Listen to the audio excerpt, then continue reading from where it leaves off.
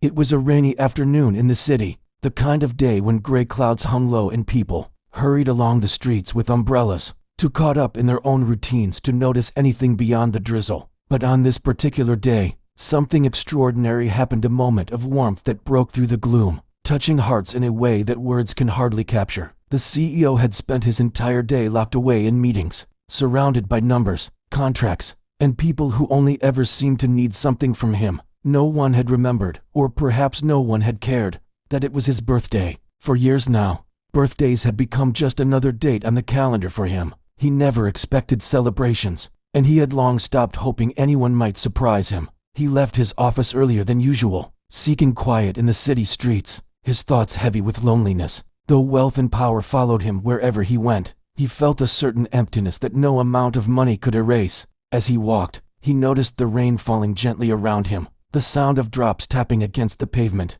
He didn't even bother with an umbrella, letting the drizzle soak lightly into his suit. Then, something unusual caught his eye. Just a few steps ahead, a young girl stood under a bright red umbrella, her golden curls bouncing slightly as she moved. She wore a soft pink dress, and in her tiny hands was a cupcake topped with cream and a single raspberry. Her mother and another woman stood nearby, chatting softly, smiling at the little one. The man slowed his pace, not realizing that this small child was about to give him something he didn't know he needed. The little girl spotted him, her innocent eyes lighting up as though she had been waiting for him all along. She held out the cupcake with both hands, her voice sweet and steady. "I saved you some cake, mister," she said. He paused, startled, his eyes widening in disbelief. For a moment, he almost thought he had misheard her. The girl beamed at him, her tiny fingers gripping the paper wrapper as if it were a treasure. "It's my daddy's birthday too," she explained, "but Mama said we should share,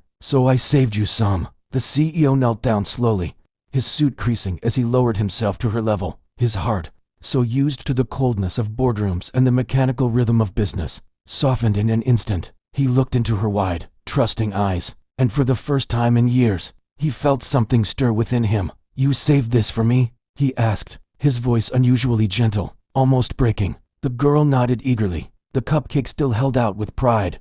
Behind them, the women under the umbrellas watched with quiet smiles, their faces glowing at the unexpected connection forming in front of them. The drizzle continued to fall, drops glistening on the umbrellas, as if nature itself wanted to pause and witness this tender exchange. The man took the cupcake carefully, his hand brushing against hers. "Thank you," he whispered, though the words felt too small for what he wanted to say. He had been given countless gifts in his life, luxury cars, expensive watches, rare wines, but nothing had ever touched him the way this simple cupcake from a little girl did. It wasn't about the cake, it was about being seen, remembered, cared for, even by a stranger. The girl giggled, as though she had done something heroic. "Don't forget to make a wish," she said cheerfully, her curls bouncing as she tilted her head. He stared at the candleless cupcake, realizing that in her innocence, she had given him more than just a dessert. She had given him the chance to believe in wishes again. He smiled, a genuine smile that reached his eyes,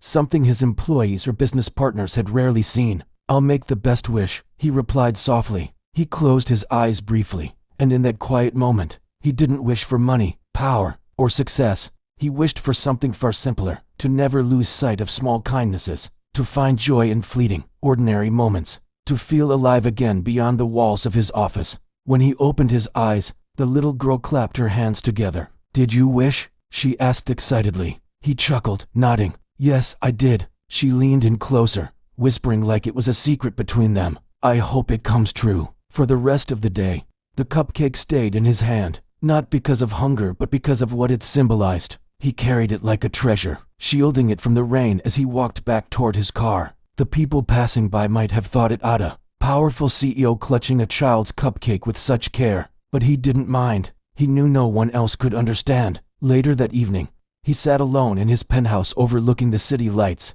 The cupcake was placed gently on the table before him, untouched, but radiating more meaning than any feast he had ever attended. He thought of the girl's words again. "I saved you some cake, mister." She hadn't known who he was, hadn't cared about his wealth or position. She had simply seen a man standing alone in the rain, and chose to share her joy with him. That was enough to change everything. For the first time in years, he didn't feel entirely alone on his birthday. He felt remembered, even if only by a child he might never see again. And deep inside, he realized that kindness, even the smallest act, had the power to heal hearts that seemed beyond repair. That night, the CEO blew out the invisible candle on the cupcake, whispering his wish once more, and for the first time in a very long time, he believed it might just come true.